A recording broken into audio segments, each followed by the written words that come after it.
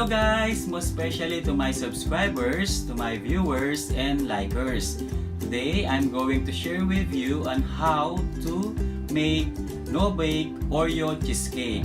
Because today, it's my Tita Helen's 57th birthday. Happy birthday, Tita Helen Mauricio! Because today is your birthday, so I'm going to make No Bake Oreo Cheesecake. Come on! This is all our ingredients, guys. We have 1 liter of Nadek whipping cream. There you have it. We have Nadek cream cheese, 140 grams. I use 140 grams, guys. We have 3 tablespoons of melted butter, 1/2 cup of powdered sugar, 1 tablespoon of vanilla essence, 10 pack of original Oreo cookies. So that's it, our original Oreo. That is our ingredients, guys. Now guys, I have here Oreo cookies with filling. And of course, I'm going to use all whole cookies because of the filling and it adds taste in our flavor. So what are you going to do is, we're going to put in our bowl, plastic bowl, of course, because we have here the stainless masher, so you cannot use fragile. So that's why I use plastic bowl. So we're going to mash the Oreo biscuit.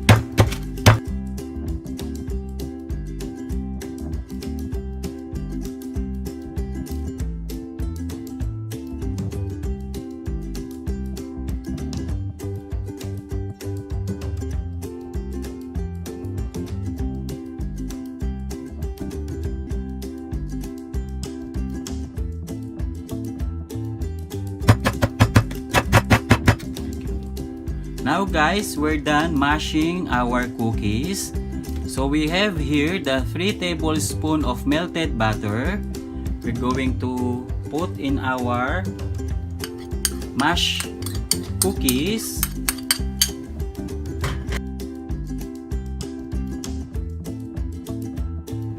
We're going to mix it until our cookies become wet. Okay guys, just continue mixing.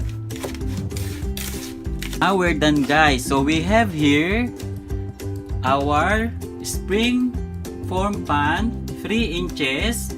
So we're going to put all our cookies. Okay, just put here all. And you're going to press down to make it flat. Just press all, guys, to make our wet cookies become flat in our spring form pan.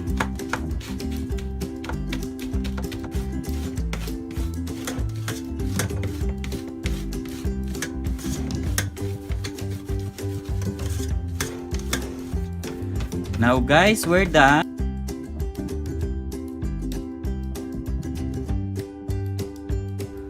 To start our base, guys, we're going to mix our cream cheese,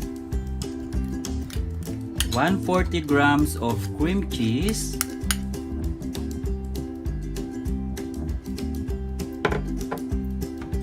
and of course our confectioner's sugar or powdered sugar, and our 1 tablespoon of vanilla essence. So just mix it, guys, until our 3 ingredients combine.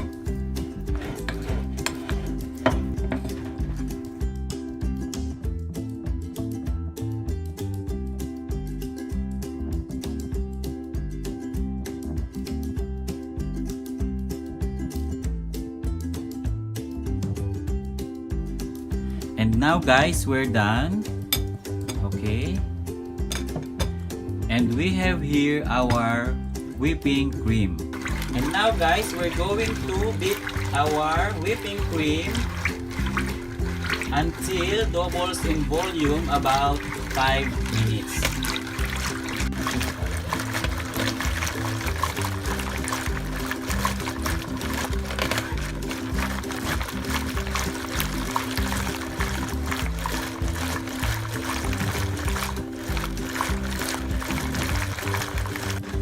As you can see guys, the volume of our whipping cream becomes double and it thickens. See.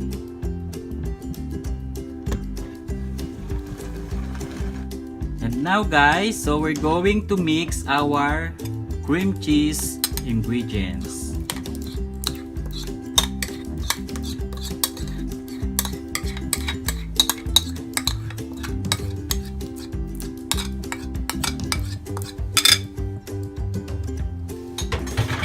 And we're going to mix using our spatula.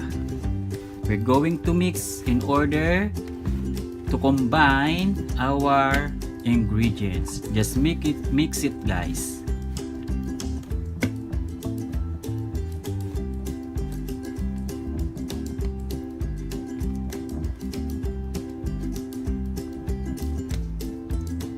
And now it's done guys. So I have here some cookies, and what we're going to do is just to break some cookies, add in our base, break it. It depends to you guys if how are you going to break it. So let's just break all our cookies.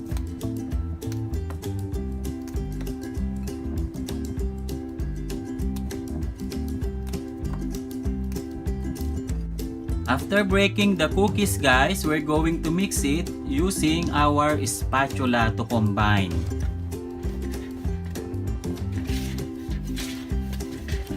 Let's just mix. Okay. So it's done guys. So we have here our spring pan, and as you remember, we put our mashed cookies. So we're going to transfer our base until our pan full.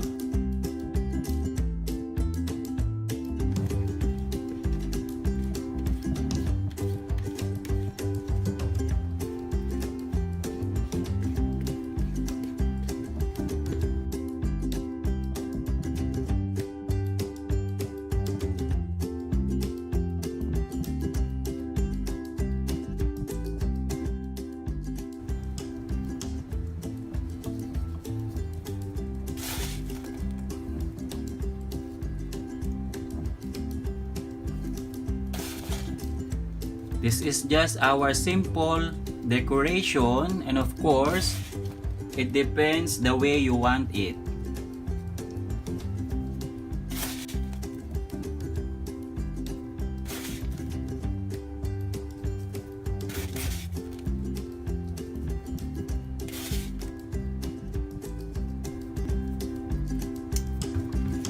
And now guys, we're going to put our whole cookie.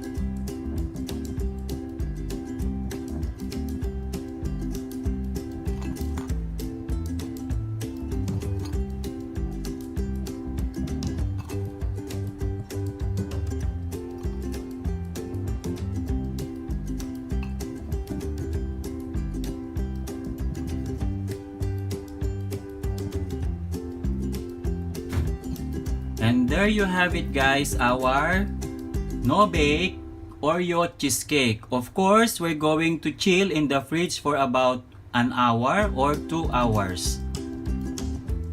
And there you have it guys, our No Bake Oreo Cheesecake. Enjoy eating!